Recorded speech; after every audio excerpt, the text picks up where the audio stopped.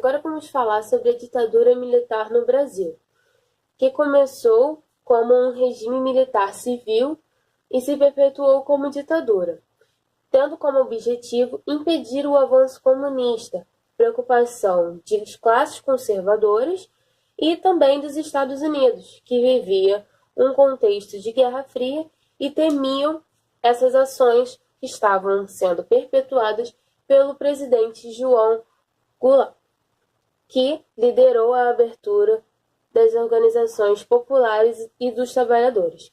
Sendo assim, os Estados Unidos investiu nos opositores de Goulart para que houvesse o golpe de Estado. Com a entrada do primeiro líder militar, o general Castelo Branco, foram tomadas várias medidas inconstitucionais, dentre elas o decreto de 4 atos institucionais com o objetivo, o primeiro, no caso, de suspender os direitos políticos de qualquer cidadão, entrando em contraposição com seus ideais de inícios, que era de defender a democracia com essa tomada do golpe. Sendo assim, também existiam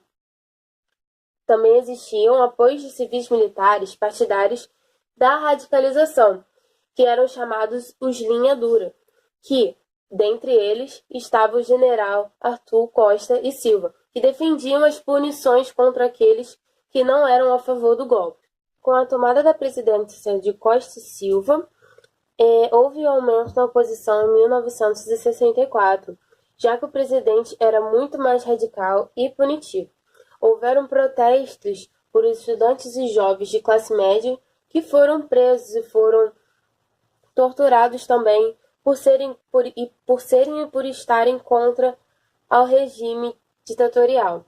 Assim como também artistas contra a ditadura compuseram músicas que criticavam esse regime, dentre eles Chico Buarque, Gilberto Gil e Caetano Veloso.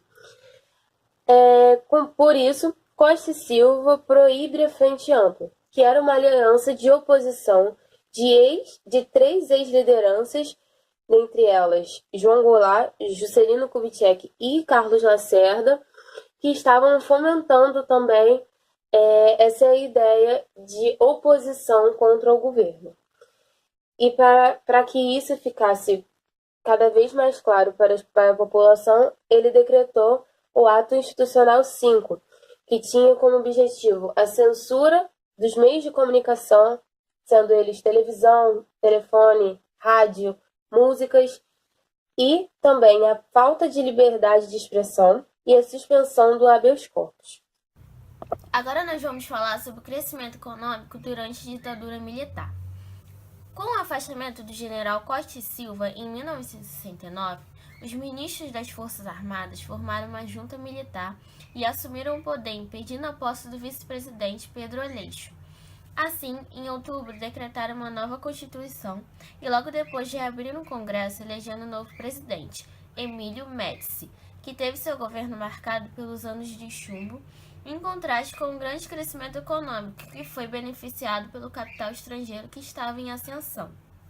Assim, Médici investiu nos setores energético, com a construção de hidrelétricas e com o crescimento da Petrobras, siderúrgico, petroquímico, de transportes, na construção naval e civil, que gerou moradia e emprego para a população, mas que degradou os sistemas públicos privilegiava os sistemas privados. Mineração e agricultura, que foi modernizada, diversificando a exportação.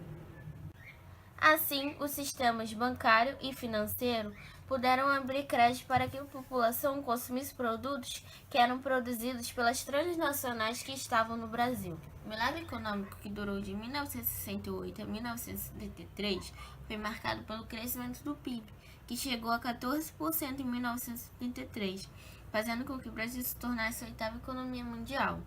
Esse grande crescimento foi utilizado em propagandas patrióticas, como a do Brasil Ame ou Deixo, e beneficiou principalmente os empresários e banqueiros que tiveram seus lucros aumentados. As classes médias também foram beneficiadas, com a grande oferta de empregos e créditos para o consumo. Os trabalhadores foram beneficiados bem menos, porque a oferta de emprego privilegiava aqueles que tinham qualificação e excluíam os pobres que não tinham, aumentando a concentração de renda e a desigualdade.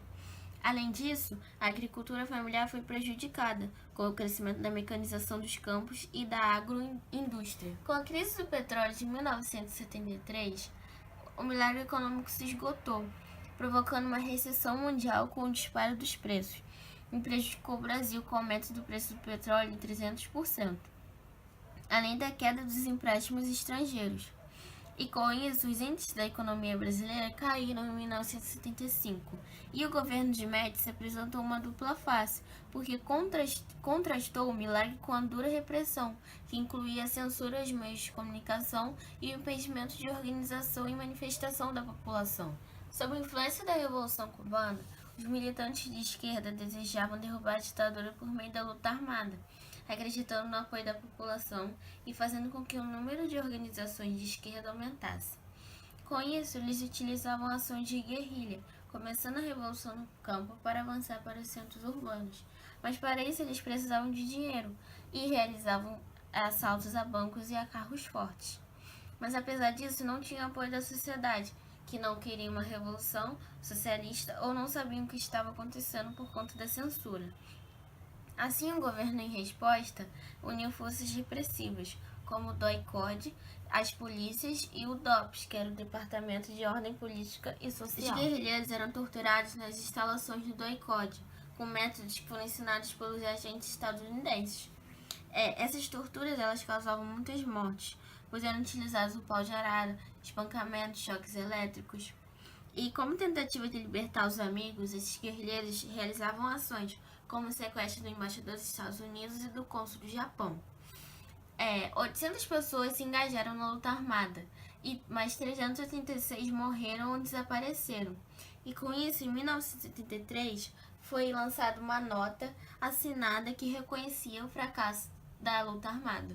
Em 1974, o presidente era eleito pelo Colégio Eleitoral, onde era formado por parlamentares do Congresso Nacional e Assembleias Legislativas.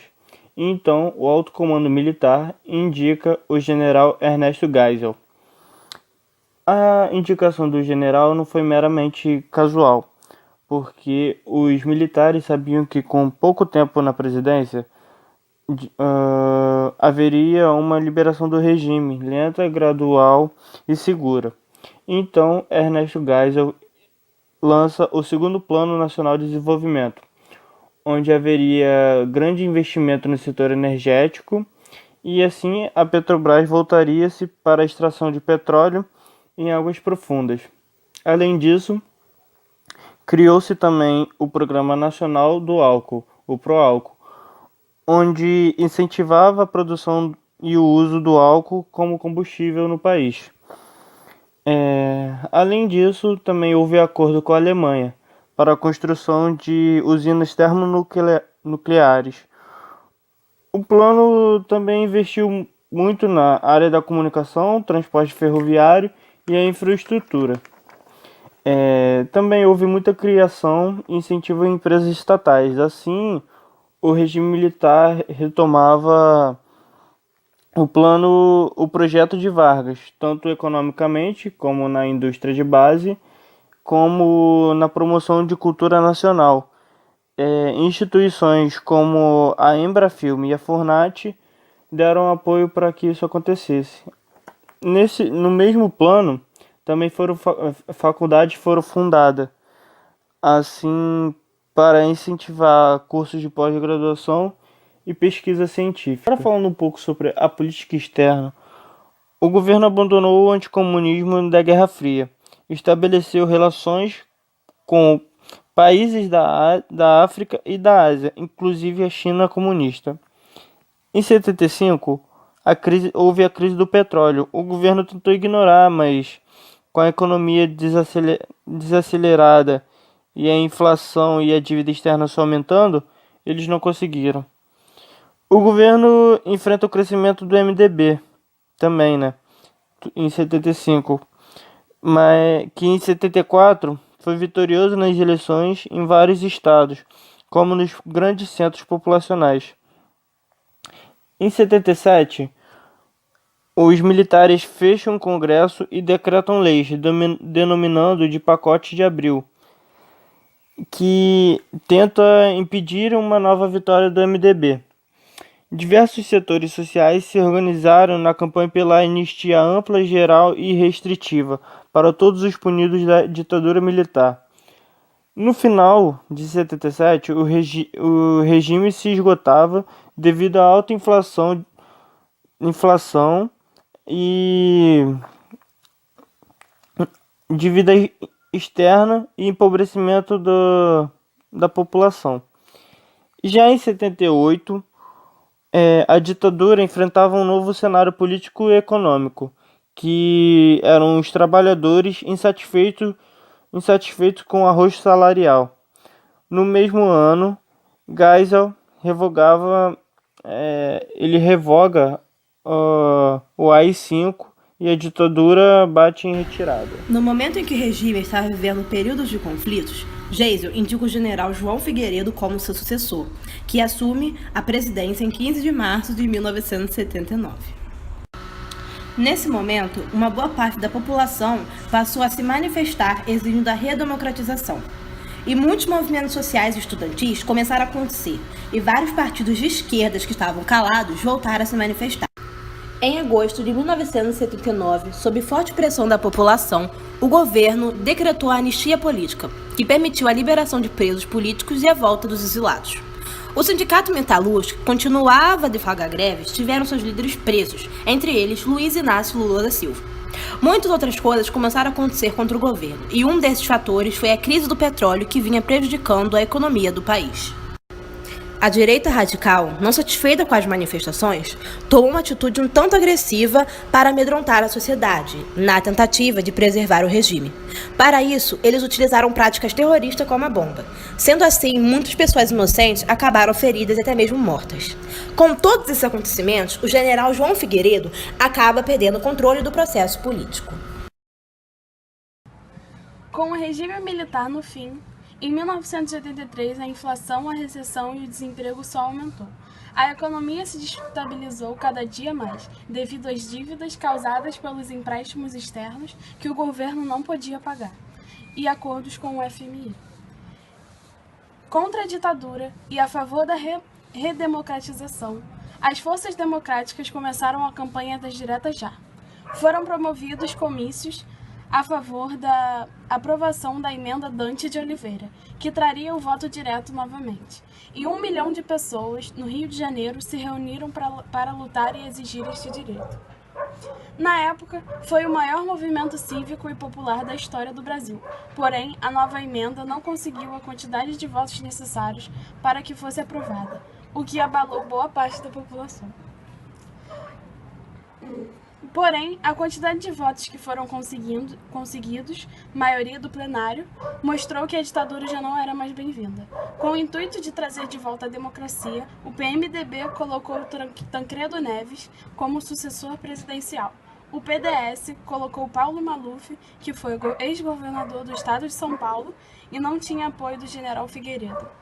Muitos abandonaram o regime apoiando o Tancredo, e assim foi formada a chapa Aliança Democrática, com Tancredo Neves para presidente e José Sarney para vice. No dia 15 de janeiro de 1985, ele foi eleito no colégio eleitoral. Era o fim do regime. Na véspera da posse para sua presidência, Tancredo Neves ficou doente. Algumas pessoas desconfiavam que poderia ter sido um atentado. Ulisses Guimarães, presidente da Câmara, deveria assumir a presidência, pois o mandato de Figueiredo havia chegado ao fim. Se Tancredo falecesse, novas eleições seriam convocadas. Porém, Ulisses agilizou a posse de José Sarney, o vice-presidente, o que garantia a volta da democracia, e se deu início à nova república.